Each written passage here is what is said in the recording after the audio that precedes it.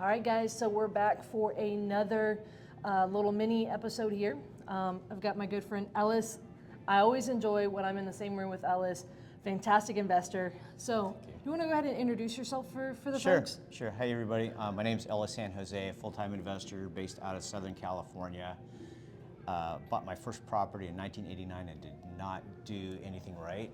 And luckily, I met some good folks that mentored me and got me on the right track. So that I really am appreciative of people like Courtney and all the people that have taught her. We have a lot of mentors in common.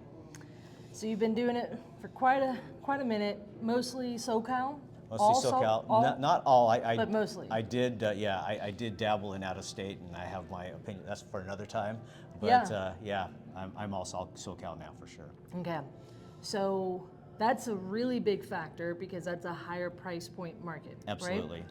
And now you have a very special way of getting deals. That's going to be for when we have our podcast episode. Right. That'll hopefully we'll get that going here soon. But higher price point market. Yes. So SoCal, you're Yes. kind of near the Los Angeles area. Correct. And so this is a really big question: debt or no debt on your rentals. What is your belief around it, especially being in a high, price point market? Right.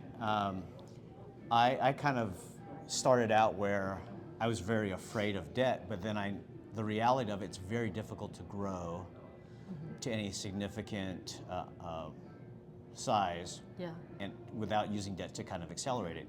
It's like the double-edged sword, though, right? If you have the wrong kind of debt at the wrong time, that could be the end of you. Yeah.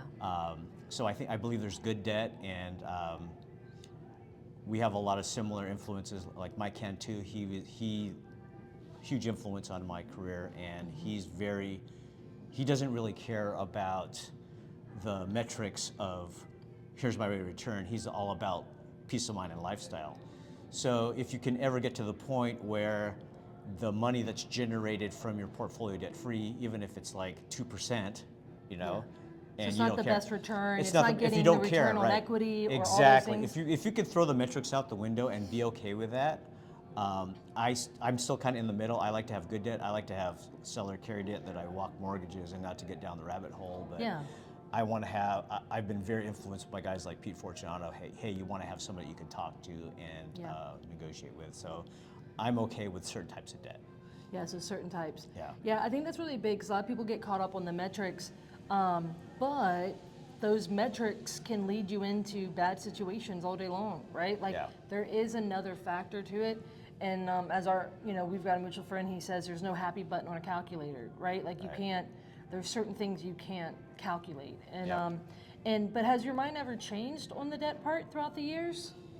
I mean, before it was like anything that met the criteria, just like throw it in the boat. Let's get it.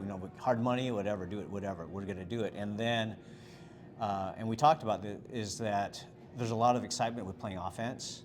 Then the reality of, oh shoot, the market's changing. Yeah.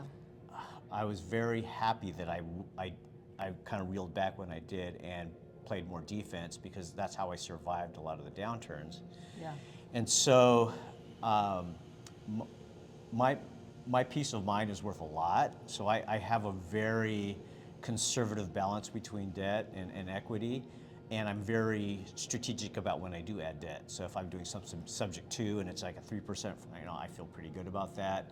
If I have a mortgage that I'm walking that I have a 0%, that's even better. Sure. But we had a conversation where I was like, man, I have a lot of equity built up. I can go get some more cash from a institution, and I bounced it off of you because I wanted to make sure I understood what I was getting into. Because once you have institutional debt, there's a lot of stuff in those loan docs that you have to watch out for, because they have a lot of power over it. And I was going to get a line of credit, and they have a lot of power to take it away from you.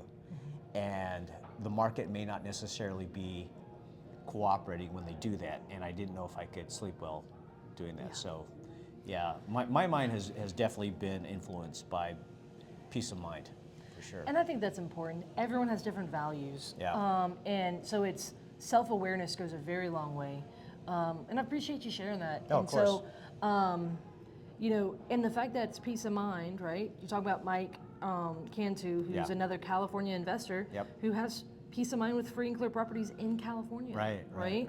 Which sounds crazy, because everyone's just like, you have all that dead equity. I'm like, doesn't mean you still can't use it in certain ways. Absolutely. But, well, thank you for sharing your thoughts. Any other thoughts before we wind up here? Wrap up? Not really. I mean, I think that just getting good people around you to bounce stuff off of to keep you out of trouble. That was when I was saying how I did everything wrong, is because I didn't have the right community to bounce stuff off of, and I just, I so it wasn't made that those you choices. Didn't have community, but you didn't have the right community? I didn't have the right community, Okay, interesting. Yeah. Okay, that's interesting. Because a lot of times, people will be an absolute island, and so it's no community, but it's also important. You want the right one as well. Very important. Some great thoughts, Ellis. Appreciate it, and looking forward to our episode on the podcast. Yeah, it'll be fun. Thanks Courtney.